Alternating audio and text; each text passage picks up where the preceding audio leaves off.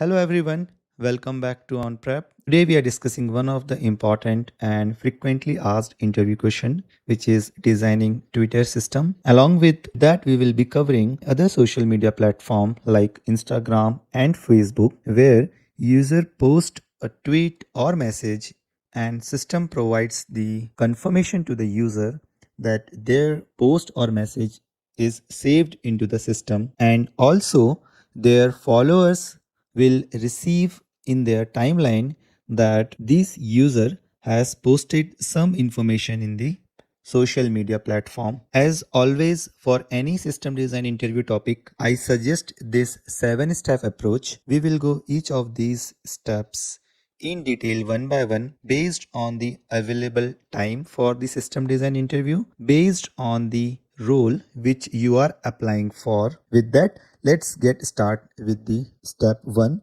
for getting the core functional requirement of the system which is expected to build as part of the system design interview. Let's start with making a note of the functional requirement, which is also the core functionality of the system which it must support. User should be able to post the tweet, view the timeline or feed, like a specific tweet, comment on tweet, follow and unfollow other users. This is the core functionality of the system which we are trying to build within 45 minutes to 60 minutes in a step-by-step approach. So our next step is making a note of the non-functional requirement, which is also a quality of the system. As part of non-functional requirement of the system or the quality of the system, we want low latency on viewing the timeline. With that, talking about the cap theorem, we wanted high availability of the system over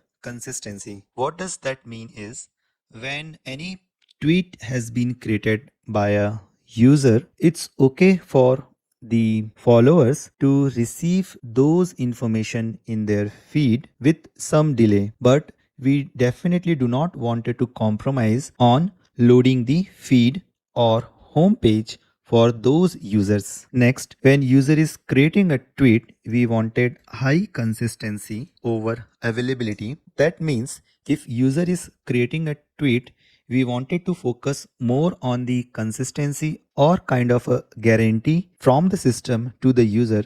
If they have created a tweet, the system saves these tweet into the database and then provides the confirmation to the user that your tweet has been saved into the system. We do not want to save the tweet into the database asynchronously. That means user creates the tweet and it just get the confirmation from the system but has not saved that information in the database by that time. That is asynchronous versus synchronous communication for saving the tweet. We wanted synchronous communication for this particular use case. Let me make a note here for better clarity. We want high consistency for creating tweet and we wanted high availability for viewing the timeline. So far we have talked about the low latency and the cap theorem. Next we can get into the back of the envelope calculation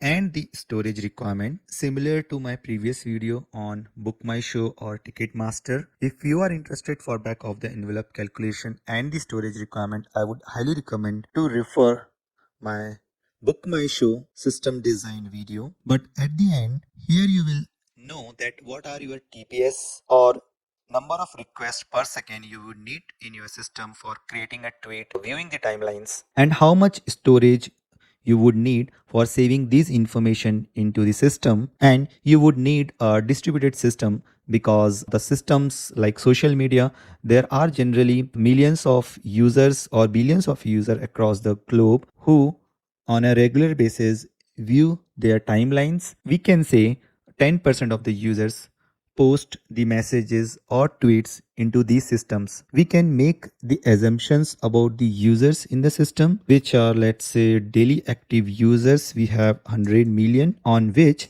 every user view their timelines or news feed daily, and out of that 10% of the user, which would be 10 million user, creates or post the tweet into the system. To know, ultimately, you would need a distributed system, but check with the interviewer if the interviewer is really looking for you to do the back of the envelope calculation. You should also consider the storage requirement of the system. Let's say each of the tweet takes 1 kilobyte of storage, and let's consider we keep the data in the hot storage for next 5 years. Then how much data would you need? Check out my book my show video to get into the exact calculation for this particular use case. I would highly suggest go with a very high level numbers, and if really required you can get into these calculations in your deep dive. By now you should have covered the requirement gathering for functional requirement and non-functional requirement within 10 to 15 minutes. Let's get into step 3, which is database schema design or core entities. While thinking about the core entities of the system, let's look at our core functionality. So let's say we have user, we have tweet. Users are also liking and posting the comments on the tweet. So we have like, we have comment. Users are also following and unfollowing other user. So we have some relationship between followers and followee. So let's call this entity as relationship. Let's get little bit detail on these core entities. Starting with user, we need the user ID, name of the user, we need phone number, email address of the user. For Twitter, we definitely need the tweet ID, the user who created the tweet and the time when the tweet was created. I'm skipping the time attributes because the created time would be required for all these entities.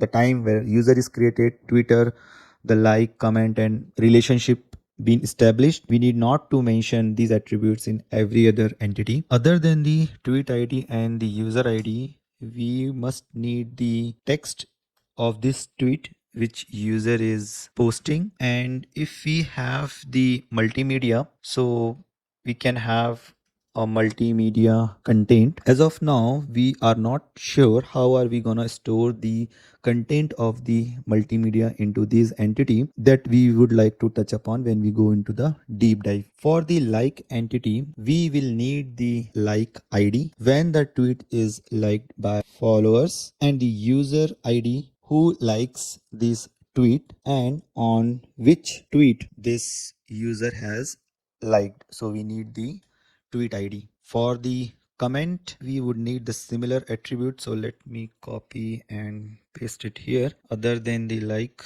ID, we would need the comment ID here, and this would be similar to the like entity. The users are commenting on a specific tweet, which user and what is the comment ID. In case of relationship, there is a relationship established between two user when user A is following user B. So we must have both the user IDs in our system. So we will have a follower ID and followee ID. We also need the relationship ID, which is the primary key. So now we have two users defined here. This is a foreign key for this relationship entity, and these IDs are basically the user IDs, which will be the primary key for the user table. So let's say if we wanted to perform that for this user ID, how many followers? For our understanding, this followee ID is the celebrity ID and the follower ID is the fan ID. So if I am the celebrity, this is my user ID, and I can see for my user ID, I can put a where clause and get the number of rows where my ID is equals to the follow ID into the table, and I can get all the followers with this query. Similarly, when we wanted to make a count of how many likes being exist in our system for a particular tweet, we can make a count for like how many records exist into this table for a particular tweet.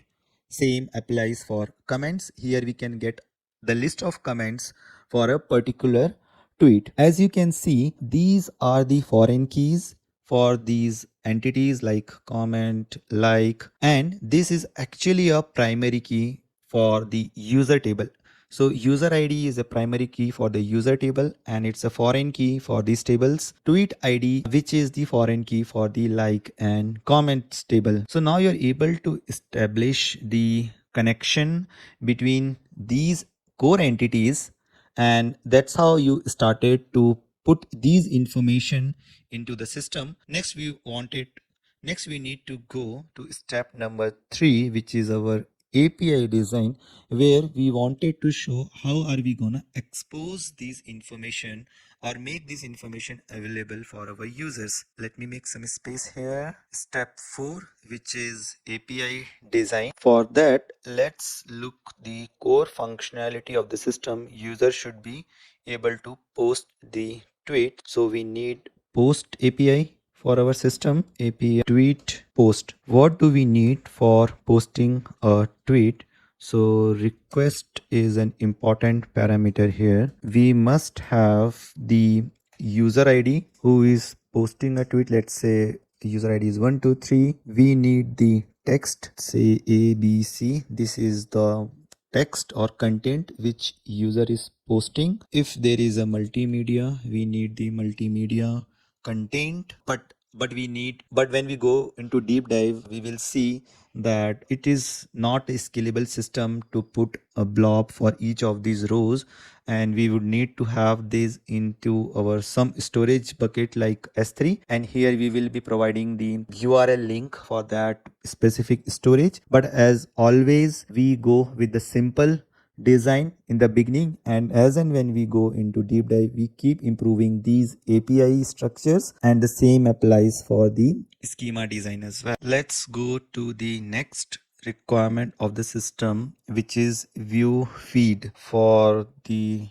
tweets. This is a read path of the system, so we need a get API. By the way, this is the right path for the system. That's why we had a post API for posting a tweet into the system. This is to get the timeline for a specific user. So we need the feed view API. The response would contain the list of tweets. Let me mention here list of tweets. And how can we serve the list of tweets as an array of tweet? And this is how you would represent the array in the JSON structure. Each of the array item would contain the tweet ID. As such, if you see with a very bare minimum core functionality, you would need the tweet ID where you would be able to show the tweet details, and you would need the count and comments for that specific tweet, and this is how you would need the list of the tweets. Next requirement is liking a tweet and commenting on the tweet. This is a right path for the system, so we need the post API. This post API would have API. If user is liking a tweet, we need to have, say we have user ID 123 and then tweet ID. So which tweet user is liking? Let's say the tweet ID here is 456. Okay, and actually we should not have the user ID as part of the request in the API. The reason is any user can manipulate these user ID. Let's say some other user B, would be able to like a tweet on the behalf of user A. That's why if you see, I have not added user ID explicitly as a request as part of any of these API. So let's remove the user ID here, and we should have the user ID either as part of the header or the user token. So that is a standard format for all these REST APIs. So let me mention here that user ID should be part of the header or user token, which is more secure and safer for adding the user's ID, like because this is always linked for a specific user for any of these APIs. So I should not be able to post a tweet, like or dislike or comment for any other users. So that's why this information is kind of hidden for the clients. Let me create some space here and zoom out these APIs so that we can get this space for our comment and follow user. So let's say we have a like. Similarly, we will have the comment API as well. But yeah, user can like or dislike as well. So let me also mention here for a particular tweet user, what is the action here?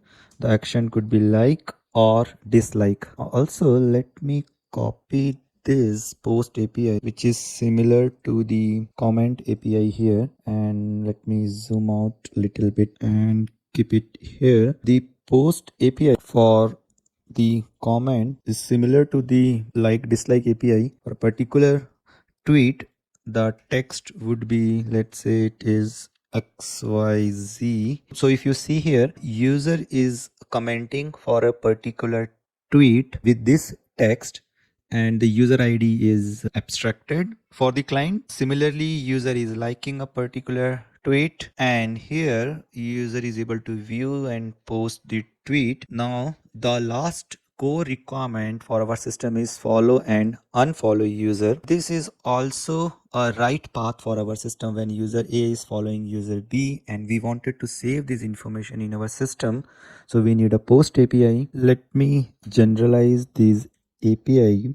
What I mean is, for our Twitter system, we have the relationship. What is the relation here? So the request for this API would have the follower and the followee ID. Let me mention the follower ID. Say 111 is following 222. So this is a user ID. Let me move little bit up and zoom out. So now you should be able to see the complete structure of this API. So here we are saving this information. When user is following a particular user, we will be able to make these relationship and create the timeline for user A or user B. Let's quickly check if we are able to cover all the requirement. So this is how I suggest, whenever you are creating the schema design or API design, keep revisiting your core functionality of the system and how you wanted to implement or expose these functionalities for the client to make use of. We have covered posting a tweet, viewing the timeline, liking, disliking and commenting, following and unfollowing the users. Basically, we have covered the technical aspects to fulfill the core functionality of the system, and now we need to connect the dots between these technical terms, how we wanted to store this information into our system, and how do we wanted to expose this information for the clients to make use of. So let's get into a high level system design, which is step number 5. Let's start by creating a simple client, as we always do for a 3-tier architecture. We have a client which is web based, or it could be a iOS. This client or user is creating the tweets or loading the timeline in the home page from the service. This service has exposed the endpoints, what we have discussed, for view feed, and let me say view timeline. Here is specific to Twitter. Post tweet, like or dislike tweet, comments on a specific tweet, follow and unfollow the users. These APIs, which we are exposing through a monolith service and exposing these endpoints. So far we are talking about the relational DB. We are not making any choice as of now which DB we wanted to use. It could be like Postgres, it could be a SQL database, but the important thing is we have created the entities like user, tweet, like, comment and the relationship. These entities in the database we wanted to expose through REST API, and this REST API will fetch this information from this single instance of the database. So now you can talk about how you wanted to perform the query here. This is a monolith service and it's okay to start with, but this is not a scalable system. When this user is loading a feed into their timeline by calling this view timeline API, view timeline API will query the database to know how many tweets that needs to be published into the home page. So if they are following thousands of users, so if we are performing a join query operation into a single instance of the database, will not be able to meet the SLA when we are getting thousands of requests per second while querying the join operation for the entire table. You would be able to understand that we are able to connect the dots here, the schemas or core entities what we have proposed and the API what we have mentioned. We are able to make the system satisfying all the core functionalities working end to end. But to make the system scalable for thousands and millions of daily active users, we need to talk about the scalable part of the system, which is our step number 6, deep dive of this system. So let me remove this and have the API gateway added here as we always do for deep dive. This it would be the first interface for our clients to interact, and this API gateway would be serving for load balancing or routing if we are talking about the multiple microservices, and rate limiting, authentication and authorization. And we are using the multiple instances of a single service, then we will doing the load balancing by this API gateway by a round robin fashion, or by looking at the performance of the server that the request needs to be forwarded to which server. Rate limiting is like in a specific time duration how many requests would be allowed, so that any malicious attack which is trying to make the system down, those requests can be ignored. Authentication and authorizations can be performed once the request is received by this API gateway, so that the same authentication and authorization need not to be performed from each of these microservices. So for our scalable system, let's start by thinking about how many microservices we need, and we should be able to justify if we really need to have this as a separate microservice. So this client is interacting with this API gateway, and the core functionality of the system is first to view the timeline. So it's a timeline service which would be able to fetch the timeline for a particular user, and we do not want to basically compute these timeline at real time.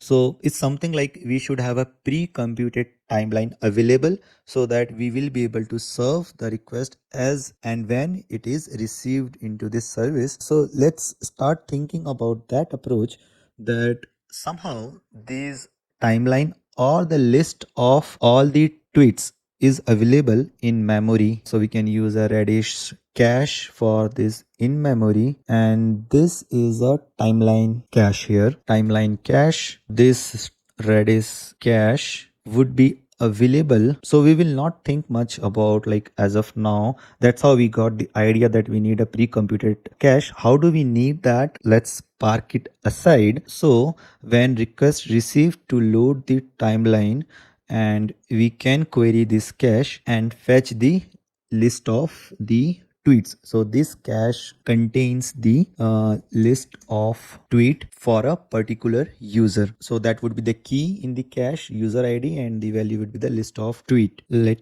me move this Redis keyword here to make some space. So yeah, this is a cache. Next is the tweet service. So tweet service, here user is able to post the tweet, and whenever there is a tweet is being posted, this service is going to save into the database for a particular user. So we would need the user service as well. And why we are not making as part of tweet? Because this tweet and users are independent, and we can perform this query independently, and probably we can make this information available into our cache. So we have a user service. This user is able to create the relationship, like if user A is following user B, from the user service this relationship would be stored in our DB. Let's call that as relational DB. Based on our initial table, we have a relational database here. So these are the important service, like and comment. Let's park it for the later part. So now here let's focus on the timeline, how we wanted to build this list of tweets for a particular user. So if you see, whenever there is a tweet is posted by a user, this tweet is being saved into the DB. We can also post this into some service which can do the computation. So this list of tweets would be pre-computed as soon as the tweet is posted by a particular user. This could be a message broker. We could make a choice of using a Kafka in this use case. So this Kafka, whenever there is a tweet posted, this tweet service can publish the message into the Kafka layer, as well as it can save into the DB database. So the kind of consistency what we are looking for this posting a tweet, right, that is the most important. So the guarantee what we can think about here, the service goes and save this into the database and provide the confirmation to the user that your tweet has been saved into our system, right? Asynchronously it can post the message to the Kafka as well, because this would be our asynchronous path, and this is where we have proposed the availability over consistency. So this is what it is, a synchronous path here for the write, and this path is asynchronous. So when the message is being published to this Kafka, there would be a consumer. There is a group of consumer here, or worker you can say. So let's say feed creation worker. This could be a batch job or a real time. So now here we are considering this as a kind of a consumer at real time. So whenever there is a message published in the Kafka, these consumers would pull this message from the Kafka topic, and these consumers will add these information into the Redis cache for the users, so that they don't have to do the any computation. So as you can see, as and whenever there is any tweet posted by user A, we are publishing this message into the Kafka. Tweet is being pre-computed and make it available for user B's timeline. So when user B loads the timeline for their home page, they will just read from this cache and have this information available in their timeline within a few milliseconds, and it does not have to query any database. So that is the benefit of pre-computation. Whenever there is a post for a particular tweet from user A, and the time it will be published for user B, there would be some delay, and there is no 100% guaranteed. But if you see, that is what the trade-off we did to have prioritizing availability over consistency for a particular timeline. If any specific tweet is not exist, that is perfectly fine, in comparison for a home page to load all the tweets with 100% guaranteed after querying into this database table. Yes, it will give 100% guaranteed, but if you see, this request would not be able to serve within milliseconds or a seconds, and probably it could take a minute or it could be an hour to query globally into this table to compute the tweet for a user B. So it is not a good user experience, and in fact it is not expected that any homepage would take a minute an hour to load the timelines. So that's why you can understand how and why we are prioritizing consistency over availability for creating the tweets and providing the guarantee confirmation for a user whenever the tweet is being saved into the database. Now, how does these worker would know that this feed which is created by user A that needs to be published on users B timeline? This is how whenever the message is received, this worker can query the relational DB to load the relationship, and it would be pretty fast. So you can think about, or you can again use a Redis cache here to store the relationship. But if you store all the information in the Redis cache for all the relationship, it will not make sense to have another instance of the Redis server. And also we will have a index now here in this entity. Let's say this is a relational database table, the one we have talked about, right? We can have the index created for the follower ID and the follower ID, so that it would be able to query this database to get the relationship pretty fast. And once it knows that user B is following user A and user A has created the tweet, so this would be added to users B timeline. Now let's talk about the other functionalities of the system, which is like and comments service. So let me have like and comment as one single service, and the database for this would be relational database again. So let me say like and comment database. So whenever user commenting or liking particular tweet, it goes to this service, and this service save this information into the table. And now also whenever these information are available in this timeline, at the same time we have the Twitter ID, and if we wanted to publish like how many like counts and comment counts for particular tweet in the timeline, this worker can query this database as well to know this information. You can also think about using the Redis cache here to most recent information available in this Redis cache, so that this service can query the Redis instance for the latest information instead of querying the database. But this is all depends upon the time, how much time you have. As long as you are able to justify the components what you are using, you are able to talk about that, it should be completely fine. So you may ignore this cache as well. Now let's go back to our core functionalities and let's see, have we missed out any of the core functionality for creating, liking, following and unfollowing users. We are able to cover all the core functionalities into this system. Let's think about some of the areas where we can do some improvements, or generally it can come as a question from an interviewer when a tweet is posted by a user, and if Kafka is down and or some messages are missed from this worker, would that be missed forever? So we have talked about real-time feed